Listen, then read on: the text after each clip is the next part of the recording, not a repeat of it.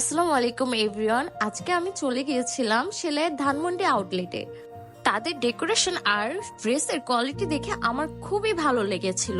Collection গুলো এতই সুন্দর যে আপনারা দেখেই মুগ্ধ হয়ে যাবেন। ড্রেসটাই আমি হাতে নিয়েছিলাম, সেই ড্রেসটাই আমার কাছে অনেক বেশি চমৎকার লাগছিল।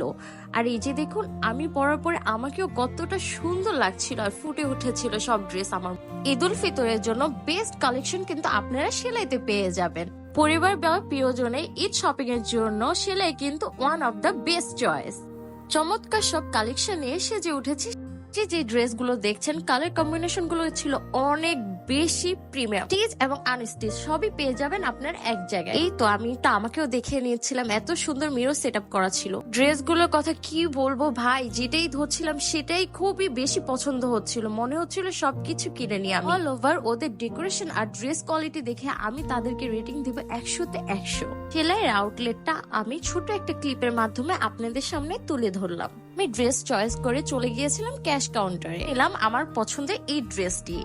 এবার আমার ঈদ কাটবে সেলাইয়ের সাথে। এখনো যারা ঈদের ড্রেসটি কোথা থেকে কিনবেন এটা ভেবে ঘরে বসে আছেন, তারা এক্ষুনি চলে যেতে পারে সেলাইতে।